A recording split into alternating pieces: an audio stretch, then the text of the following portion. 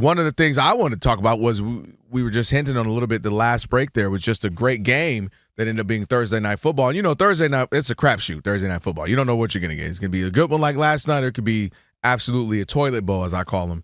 But we ended up getting a good one between two rivals in the 49ers and the Rams.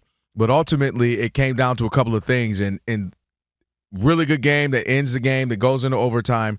And one of the plays that everybody's going to talk about, of course, is that fourth down run by Kyron Williams that Sean McVay decides to go for there. Now, what made it interesting, Rob G., is like they were lined up like they're going for it, held on for a second, 49ers call the timeout, Rams come back out. I think they might even call the timeout, and finally get to the play. And they run a pretty much essentially a quick handoff to Kyron Williams, who's probably, 5'9", 200 pounds? Behind two wide receivers. Yeah. Up the gut.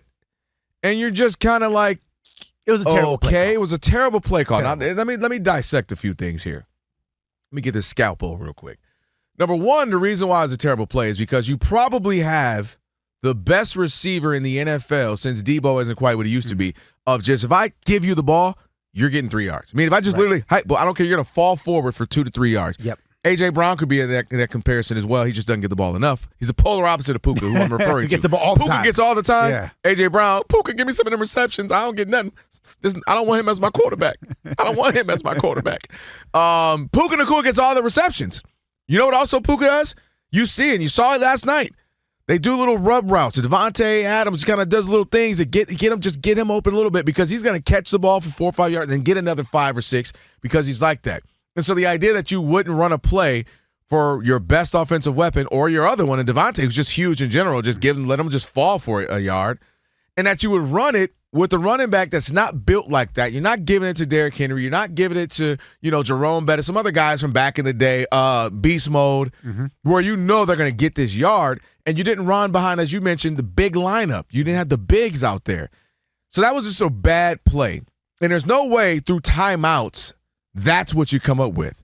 Unless, as Sean McVay talked about, he said, essentially, it was a bad call on me. He was mad about going for it. He said he got his ego got in the way, and I do believe that mattered. I think he looked across the field. I think he saw his counterpart in Kyle Shanahan, the two of the smarter young guys in the NFL the last handful of years. I think he got too caught up in that. I think he got caught in the fact that why are we even having to try to win this game? We're not blowing them out. They have no receivers. They have nobody out there. They got a backup quarterback. How are we even in a position to even potentially lose this game? I think that weighed in on as well. And I think he just made a bad decision. And when I was watching that, this is one of the things that I have to give credit to. And it drives me crazy. Let me preface, sometimes as a fan of said person and said team, Dan Gamble, and the Lions, because one of the things they've gone for fourth downs at a higher rate than just about anybody, we all know they're going to do it, is that because that's who we are, meaning the team, they're built like that, and they all know this is what we do. You've heard them talk about it for the last few years. They're like, this is what we do. We practice it. We want to do it. We actually would be mad if we didn't do it. And to a fault, it did bite them in the NFC Championship game against the 49ers as well, but they're prepared for that. And Sean McVay, who is one of the more conservative coaches when it comes to going for things on fourth down, doesn't really do it often. And as far as the league is kind of trajectory going up, they don't do it as much. I think that's the difference when you're not prepared for it. The Lions do this. They'll go for 2. They'll go for fourth down. They'll go for fourth down and 4th and 6. Everybody, okay, we'll go for 4th and 1. They'll go for 4th and 6 if they want to. And they're built for it. They've trained for it. Mentally, they're prepared. And it seems like they always draw up the right play. And you can see Sean McVay got out of his skis. He got into his ego bag. I want to show that I'm the brainiac. I want to show it's not Kyle. I want to show that we're going to be big. We're going to do this. And we're going to win the game. And he got a little, and the Rams right now this season, there's been some struggle with that. This isn't a him thing. This is maybe a special teams coach. How are you getting kicks blocked regularly now? Why are you missing kicks regularly now? And Sean McVay is an incredible coach, but right now there've been a couple of games where they're probably, they wake up today like, how are we not 5-0? How are we not 5-0? We make a field goal against them, them being the Eagles. We get this fourth down. We score. If I don't overthink it, I have the best player at the ball is who? Matthew Stafford. Let him throw one of his little side passes to Puka. Now we're sitting here 5-0, but instead they're 3-2, and I mentioned it to us yesterday when Rob was here, said they got to win this game because now 49ers are 4-1. Seahawks will have their game with a chance to be 4-1. And you just don't want to keep falling down the division thinking, oh, we'll bounce back because you just don't know. And there's other teams, right? We look at the NFC North. Looks like the Lions could win the division or at least be right there with the Packers. There's other, you just don't know how things work out where you look at yourself and you're like, how the heck do we not make the postseason this year? But that was an example of me of just not being overly prepared for those types of things. When you look at a counterpart of an example like a Dan Campbell, where you can not want us to do it, but we're going to, and this is what we do, and we're ready to execute it. Because this is who we are. Because this is exactly who we are. No, I agree with you. And I'm not going to say, I won't go so far as to say that Sean McVay, is shook when it comes to Kyle Shanahan, but he definitely doesn't act like himself when he's coaching against Kyle Shanahan. And maybe it's because he had that 11-6 regular season record head-to-head, and the one win, again, shout out to Rob Parker, that he has in the postseason. They faced off once in the playoffs, NFC Championship game. If Jaquiski Tartt catches an interception that hits him in the chest, then he's 0-1 in the playoffs too. Boy, if he got a penny for every time y'all bring up his name, we're keeping his memory alive. Millionaire. Right? So someone's got to. I'm glad it could be the odd couple. But Sean McVay, who is a great coach, he is going to be in the Hall of Fame. He has his own tree, like where half the league is guys who either worked with Sean McVay or knew Sean McVay at a certain point in time, so they got hired as a job in the NFL. He is a phenomenal coach, but there is something about when he goes against Kyle Shanahan, and maybe it's because McVay technically is part of Kyle Shanahan's tree, if you want to play that game, where he always feels like, to your point, I gotta one up this guy. Like we both know what we want to do, we both know each other inside and out, so I'm gonna zig when I normally didn't because he's expecting me to zag, so I kind of gotta overthink and oversmart my own self to beat this guy.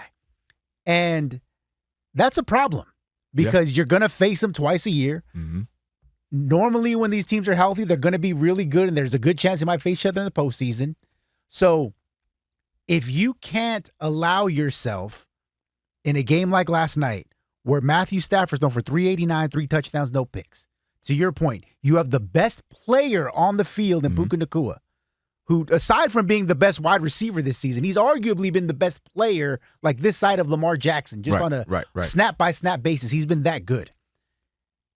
And your decision is, after a timeout, to run a running halfback dive behind 2 wide receivers. With a small back. With a small running back. It's like, the obvious answer is too obvious. I can't do that because Kyle's expecting me to be obvious. So I gotta really outsmart him here by calling something like this. And that's a problem. But to your final point, and this might be my bigger takeaway from last night's game, is I don't know if the Rams are good. Like, and this hurts me to say because my dad, rest in peace, is a diehard Rams fan. Even in heaven, he's a Rams fan. I'm sure he's mad at you. We're looking at you right now. Yeah, like, I'm sure he's about to say, son. I'm sure he would have called me like, man, did you see that game last night? What the hell were they doing? But they beat Houston, who we know now is not any good. It was 14-9. It was a struggle in that game. They struggled for 3 quarters against Tennessee, who was winless at 0-4. Those two teams are combined 1-7. The only reason Houston even has a win is because they faced Tennessee last week, so one of them had to win, right? Yep. Philadelphia spotted them an entire half of football where they didn't show up and still found a way to win that game. Last week against Indianapolis, which is a good win for them because Indianapolis is much better than people think. If you watch that game and you're not just looking at the box score, A.D. Mitchell has a long touchdown where he, drops the ball going into the end zone. Why people can't just wait till they get in the end zone? Why do they got Deshaun Jackson it every time? But that happens. And on what should have been the game-winning touchdown run by Jonathan Taylor, A.D. Mitchell again has a phantom holding call which wipes it out, which eventually preserves the win for the Rams. And then you happened last night where they go against a shorthanded team, which statistically this season was the biggest upset in the NFL, even bigger than the Browns beating the Packers a couple of weeks ago. According to Vegas, that win last night by San Francisco was the most improbable victory of the young NFL season. So you have 2 wins against bad teams, Houston and Tennessee. You blow a game against Philadelphia. You blow a game against a shorthanded San Francisco 49ers team. And you have, I guess you would call a good win against the Colts. But we all know what should have happened in that game. What our eyes tell us is you lost that game. They had you dead to rights and you got saved by a couple of fluky plays. So I ask you again, are we sure that the Los Angeles Rams, with Matthew Stafford, who's playing really well, Puka Nacua looks like the best player in football, Devontae Adams having a resurgent season, are we sure they're actually even any good? The Rams are good. I'm going to tell you a couple of reasons why the Rams are good. The Rams need to be better at closing, but the Rams are good. When you have Matthew Stafford playing at the level he's playing at right now, where he is actually, now they have an advantage. They played the first game of this week, so he's leading the league in passing yards. Yes. But he's leading it by a substantial amount that even if Dak Prescott, who's second. Even on the yards per game, he's first. Yep, there you go. Yards per game. You look at the yards total. You look at the offense. They're second in sacks. They're second in passing. They're third in offensive leaders right now. I mean, you just look at a lot of these stats, and the Rams are playing very, very well. Kyron Williams, touchdowns is crazy, especially since 2023. He's doing phenomenally with touchdowns. Tied with Jahmyr Gibbs. Jahmyr Gibbs, who will probably have like 2 this week, whatever.